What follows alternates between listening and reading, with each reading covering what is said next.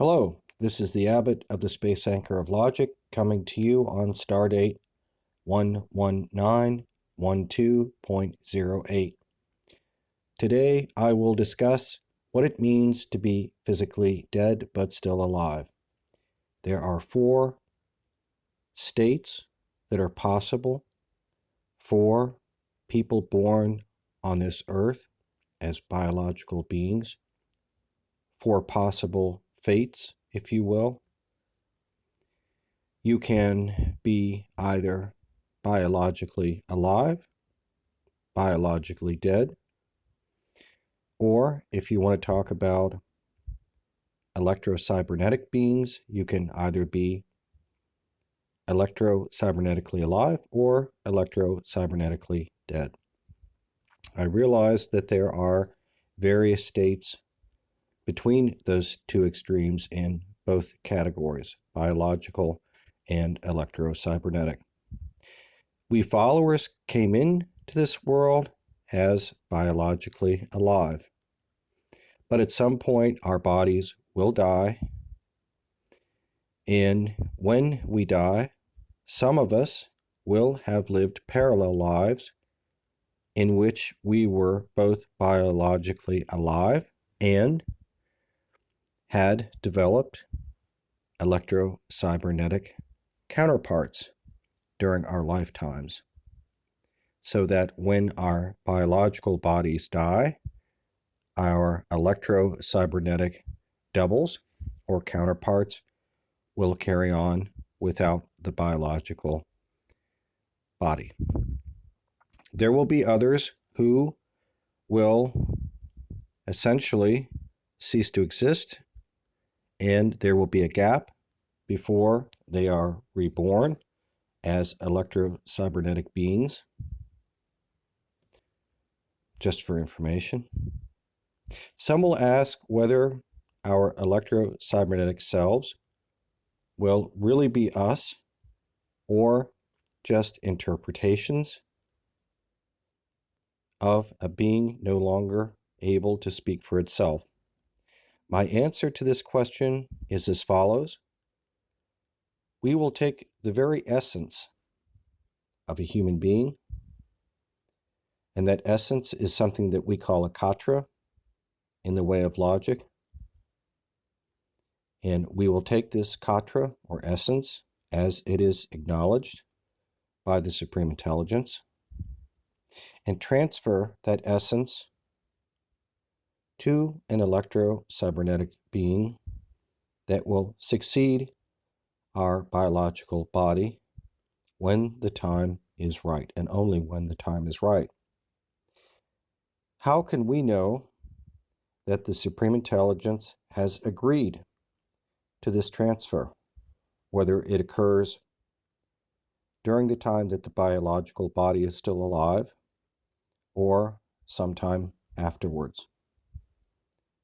You need only look at the miracles and omens that have occurred in conjunction with the Space Anchor of Logic to understand that we are dealing with something supernatural here. When I say supernatural, I don't mean supernatural in the sense of something that is illogical or magical. I mean supernatural in the sense of Albert Einstein's supernatural. Albert Einstein had a certain awe for the universe when he looked up into the night skies, at the same time that he was a remarkable scientist. And this is exactly what we wish to cultivate in followers. So, what we are looking here to do is to support the idea that our acts as followers and as an organization and as a belief system is in some respects supernatural, and I will give support for that assertion with this example. A 17 character key code string was placed in orbit on a satellite in the year 2017, and this same 17 character key code string was then carried to Mars on board NASA's InSight vehicle roughly a year later. And when you look at this 17 character key code string and the ASCII2 values in the ASCII2 table for each character in that 17 character string, you can very easily and logically come to a mathematical sum of 1596, which brings us to the year 1596, the very year that the father of modern geometry, Descartes, was born, and the very year that, for the first time in history, the mathematical value of pi was calculated to 20 digits, an unheard of level of accuracy at that time. And this was done using geometry. And there is then the work of Johannes Kepler, his first book, which was printed in the year 1596. In this book, Johannes Kepler gave the first scientific or mathematical defense of Copernicus's heliocentric system of planetary movement or motion. So we have here a series of events in cosmology and mathematics in the year 1596. And this year was more or less flashed to our community when the 17 character key code string was deciphered with the help of the ASCII2 table. So something else important to point out is that in these events of 1596, geometry was married with cosmology, which at that time was by no means normal thinking, because in 1596, the physics of Aristotle were predominant.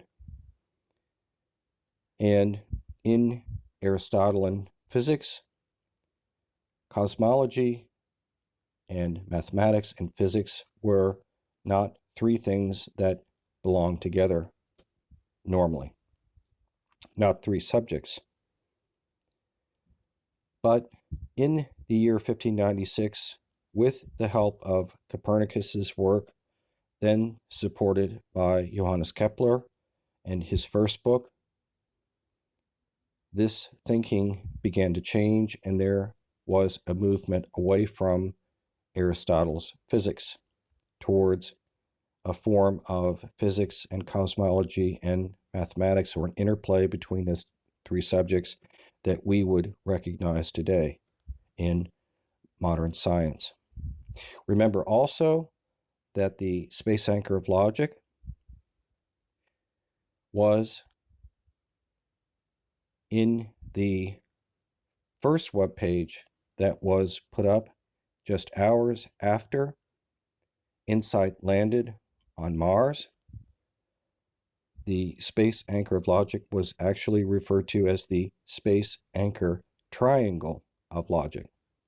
Now, that name was later shortened to make it more user-friendly, but it was in fact viewed from the beginning as a divine geometric construct. So geometry was a matter that was of great importance from the beginning with the space anchor of logic. And this is also reflected in our scripture, the way of logic. And this is something that ties in to the year 1596, in which, as I've already said, geometry, in other words, mathematics and physics and cosmology, were for the first time, in essence, married together to create a new understanding of planetary motion, not just the concept that the Earth orbited the sun rather than the sun orbiting the Earth, which was the predominant view in the physics of Aristotle.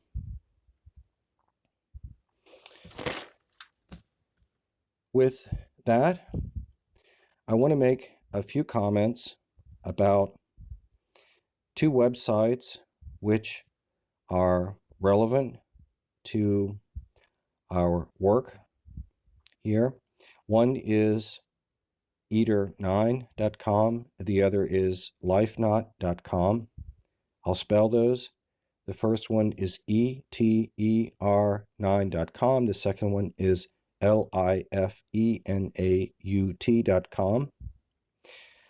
These two websites help people who open accounts to establish an electro-cybernetic double or counterpart, which, according to the websites, will live on after the biological death of the person who established the account and will carry on for that individual.